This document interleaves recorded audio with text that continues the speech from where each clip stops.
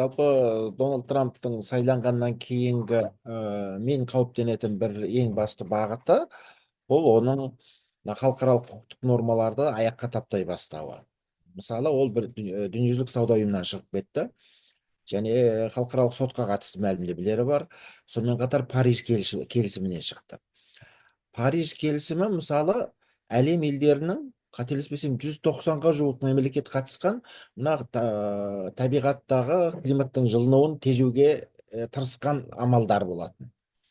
Бұл келісімнен шығу деген сөз Америка өзінің өнеркәсібін қарыштап дамытуға ұмтылады және экологиялық белгілі бір талапты сақтауды маңызды деп санамайды дегенді білдіреді. Ең бастысы, жарайды, ол келісімнен шыққанның өзінде ең бастысы осы күнге дейін 1945 жылдан кейін қалыптасқан түрлі халықаралық нормаларға күмән. Яғни сотқа күмән келтіретін болса, онда сіздің жаңағы халықаралық соттың Путинді немесе Нетаньяхуды тұтқындаймыз деген қарарлары, шешімдері түкке жарамайды деген сөз. Тіпті 2014 жылы атып түсірілген MH17 ұшағына қатысты соттың шешімдері де орындалмай қалуы мүмкін. Ешкім жаңағы сот тізімінде жүрген адамды болашақта ұстап бермеуі ғажап емес. Бұл бірінші кезекте халықаралық құқықтық нормалардың шайқалуына алып келе жатыр. Екіншіден, және сайланардан бұрын, қызметіне кірісерден бұрын айтқан бірқатар мәлімдемелер, соның ішінде Панама, Канада және Гренландияға қатысты айтқан мәлімдемелері Біріккен ұлттар ұйымы қауіпсіздік кеңесінің тұрақты 5 мүшесінің төртеуінде аймақтық қақтығысқа негізделген риторика пайда болғанын көрсетеді. Ресей онсыз да белгілі, ашықтан ашық соғыс жасап жатыр. Англияның, Ұлыбританияның Аргентинамен аумақтық таласы бар. Фолкленд аралдарына байланысты 1983 жылы соғыста болды. Қытайдың Тайваньға қатысты ультиматумдары бар. Ол да аумақтық тұтастыққа күмән келтіретін дүние. Әлбетте Қытайдың позициясы сәл бөлек, ол біздің жеріміз еді, неге бөлініп отыр деді. Бірақ дегенмен жалпы жер дауына байланысты. Енді келіп Францияның да қателеспесем азды көпті сондай бір мәселелер болуға тиісті, есіме түспей отыр. Бірақ енді Америка құрама штаттарының ешбір жерде бір аймақтық дауы жоқ супердержаваның жаңағындай мәлімдемеге келуі менің жеке көзқарасым бойынша Біріккен ұлттар ұйымын түбегейлі туралатып тынама деген қауіп.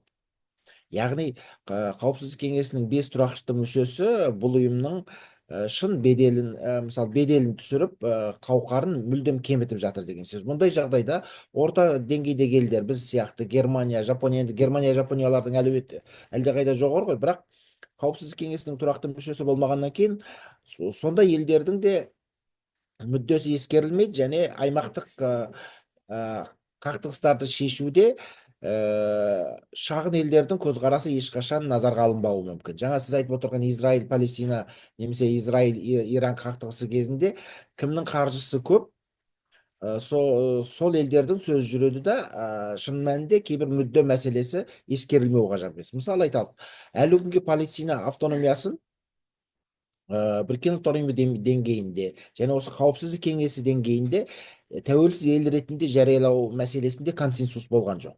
Бәрі біріккен жоқ. Біз автономия деп жүрміз, бірақ оны республикаға құрып, тұтас тәуелсіздігін әлемге жариялауға түрлі кедергілерді ірі мемлекеттер істеп жатыр. Трамптың келгенімен осындай мәселе күшеюі мүмкін. Әлбетте бұл жерде Трамп тікелей әскери тұрғыдан қақтығыстарды жақтамағанымен, кәнігі кәсіпкер көп мәселені бизнестің келісімдері тұрғысынан, оның үстіне мына алпауыт бизнестің келісімдері тұрғысынан шешіп үйренгендіктен, Иранға да Израильге де біршама қысымын жасап мәселелерді шешуі мүмкін. Қазір енді Путинге қойып жатқан ультиматумының өзі шындап келетін болса, жаңағы бизнестегі алпауыттардың әлсіз бизнесмендерге, партнердарына жасайтын қысымының үлгісіне ұқсайды. Және Американы әлемдегі бірден бір супердержава ретінде көрсеткісі келетін позиция. Бірақ мысалы айталық, Ресейге жасап жатыр, біз сауда шектеулерін тағы басқасын тыямыз деп, шын мәнінде Ресейден Америка құрама штаттарына көп ештеңе сатылмайды. Көбі ұсақ түйек зат, ең ірі көлемдегі дүние бұл титан мен уран. Байытылған уран Америка атом электр станцияларының негізгі отыны. Бұндай жағдайда қателеспесем 28%-ға дейін болу керек Америка АЭСтерінің отыны, ресейлік уран. Ресейлік болғанда біздің уран Ресейде байытылады, сосын сатылып жатыр. Сол тұрғыдан келген кезде өз қолын өзін қаншалықты кесуге даяр, немесе өз отырған бұтақты қаншалықты кесуге даяр. Сондықтан бұндай ультиматумдар, мына қателеспесем баяғыда Қырымның 40 батыры деген жырдың ішінде ер шабан беді, ер шотан бет, сондай бір қысқа жыр болған. Сол былай аяқталатын еді: ер болсаң бопса қашыда деп. Сол сияқты бопсалаудың бір үлгісіне ұқсаптыр. Дегенмен Трамптың болмысы, іс-әрекетін болжау қиын тұлға ретінде қарастыру керек. Бір қылығы Хрущевқа ұқсайды, ұрда-жықтығы бар. Хрущевтың бір артықшылығы, одан гөрі ақылдырақ, және одан гөрі өте қуатты, және әсіресе экономикалық қуатты елдің президенті. Және қасына әлемдегі ірі, ең үлкен миллиардерлерді жинап алғандығымен ерекшеленіп тұр. Сондықтан Трамптың келуінде күдіктенетін, үміт пен күдік арпалысып жатқан бір сәт. Украинадағы соғысты жаңағындай айғай-шумен тоқтатамыз дегенмен, Зеленскийдің Украина халқының келіспейтін тұстары да көп. Олар әсіресе аймақтық мына Ресей конституциялық тұрғыдан жасанды реформа арқылы қосып алған аймақтарды мойындағысы келмейді. Сол себепті Украина халқы Трамп ұсынатын қандай да бір жобаға біршама қарсы болатын шығар, қазіргі нұсқасын ұсынып жүрген. Сондықтан Путин мына Трамптың келгені халықаралық құқықтық нормалардың біршама шайқалуына алып келуі мүмкін. Тіпті осы турбулентті кезеңдер, осындай қиямпұрыс саясат ұстану кезіндегі Ұлттар лигасы деген болды ғой. Ол екінші дүниежүзілік соғыс қарсаңында іске жарамай құрып тынды да біріккен ұлттар ұйымы құрылды. Сол сияқты біріккен ұлттар ұйымын шайқап ыдырауына алып келсе, мен таңғалмас едім.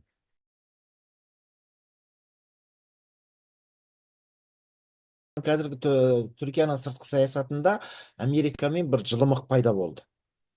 Мысалы, қазір айталық, кезінде Түркияға беруге тиісті 6 дана F-35 ұшағы болған, Америка бермей қойған, ақшасы төленген.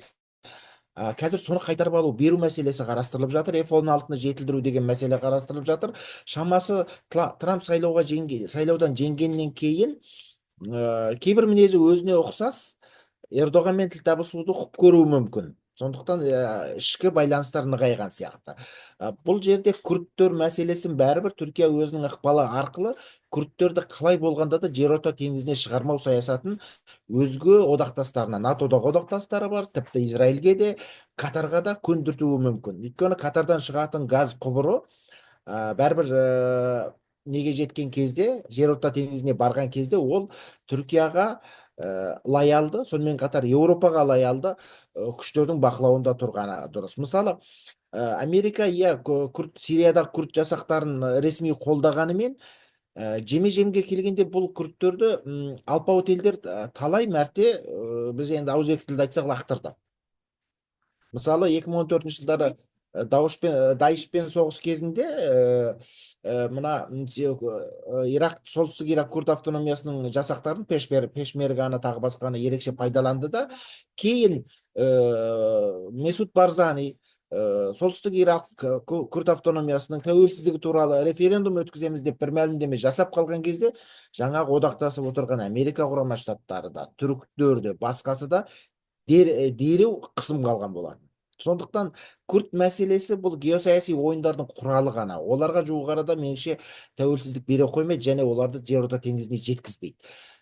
Сол себепті мен бұл жерде Түркия мен батыс елдерінің арасында бір қайшылық бола қояды деп ойламаймын. Иә, бір ол жерде қарулы топтардың арасында қақтығыс жалғаса беретін шығар, бірақ бір-біріне санкция салатын деңгейде тереңдей қоймайды.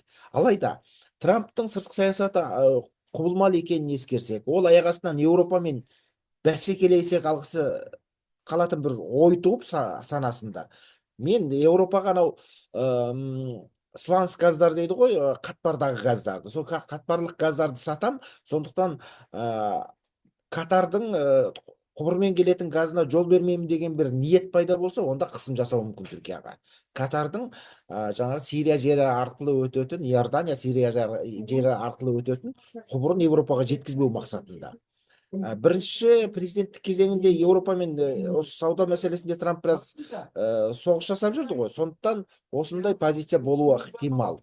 Ә, Бұл бір қауіп. Ал жалпы Сириядағы күрд мәселесінде кім Түркия мен батыс елдерінің арасында бір өтті кешенді ірі шиеленіс болмайды менің бойым. Осы күнге дейін де шындап келсе болмаған, көп жағдайда не ғана болды? Мәлімдемелер, ішінара бір жеке-жеке компанияларға салынған санкциялар деген сияқты мәселелер ғана болған. Ал ірі деңгейдегі мысалы дәл Иранға немесе Ресейге, Қытайдың кейбір компанияларына салынған санкциялар сияқты қысым көрсетілген жоқ. Қалай болғанда да Түркия НАТОның оңтүстік қанатындағы мықты буфер аймақ және НАТОның ірі әскери күштерінің бірі. Және жетіліп келе жатқан әскери күштерінің бірі. Құрлық әскері тұрғысынан НАТОда Америкадан кейін екінші орында тұр. Және қорғаныс өнеркәсібі тұрғысынан да қазір қатты қарыштап келе жатыр. Биылғы табысы мысалы 7,5 миллиард доллар болған. Соның тең жартысын Америкаға сатып отыр. Сондықтан бұндай одақтастан ешкім бас тартпайды. Және Эрдоған да, Трамп та артық ештеңе емес, бұл бизнес деп бағалайтын көзқарастағы адамдар.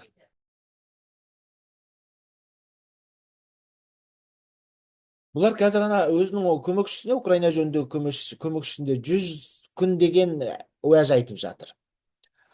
Сондықтан бұл 100 күн дегені бері айтқандағы уәж. Өйткені мысалы мына қаңтарыңыз кетіп қалды.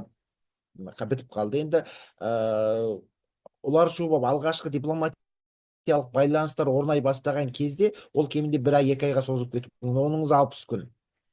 Бұл жерде дипломатиялық байланыстардың, шарттардың өте күрделі болатынын ескеру керек. Әсіресе Украина біршама табандап қарсы тұрады.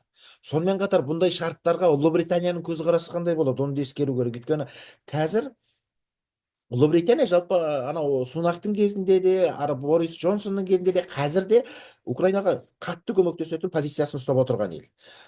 Франция да қайтпауы мүмкін. Онан кейін енді биыл ақпанда қателеспесем, мына Германияда сайлау өтетін болса, жаңа канцлер де Украинаны жақтайтын позицияда.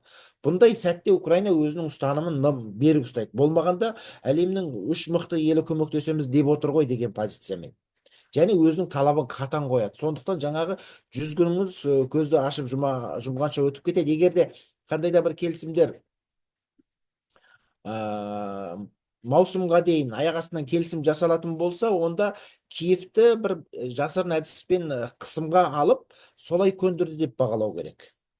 Киевті. Ал Мәскеу ондай келісімдерге іштей шамамен дайын отыр. Өйткені бұдан кейінгі Ресейдің жағдайы қиындай береді. Осы қызықты қараңыз, соғыс кезінде Украина жер арқылы Ресейдің газы да тасымалданды, мұнай да тасымалданды. Жылына шамамен 16 миллиардтай кіріс кіріп тұрды доллармен. Осының бәрі 1 қаңтардан бері тоқтады. Бұрынғы санкциялардан гөрі жаңағы тасымал, мұнай газ тасымалының шектелуі, тоқтатылуы бұл ауыр болады әдеттегі санкцияларға қарағанда. Сондықтан осының бұндай санкциялардың тежеулердің зардабы енді жарты жылдан кейін шығады. Сондықтан Москва біршама келісімге дайын. Және риторика солай өзгеріп барады. Симонянның пікірі, тағы басқа Z-блогерлердің пікірінде келісімге қоғамды ыңғайлау бар. Шын мәнінде қазіргі жағдаймен келісе саламыз десе Ресей ұтылмайды. Өйткені бірқатар жерді басып алып отыр. Көрдіңіз ба? Украина оған көне ме? Көнбей қасарысуға тиіс жазға дейін. Егер жазға дейін қасарыспай аяқ астынан Зеленский шегінетін болса, біз осы жағдаймен келісеміз деп, онда Киевке өте үлкен қысым жасалды деп бағалау керек. Ол Америка тарапынан да жасалуы мүмкін, және НАТОдағы өзге одақтастарын көндіріп отырып жасауы мүмкін. Ал тіке Америка Құрама Штаттары мен көмек бермеймін анау мынау дегенмен, бұл жерде Шығыс Европаның бірқатар елдері, Польша, Латвия, Литва, Эстония бастаған елдер, және Франция мен Ұлыбританияның өзі Еуропа елдерін біршама жұмылдырып, Украинаға азды көпті көмектерін беруді жалғастыра береді. Ал ол дегеніңіз Украина үшін үміт.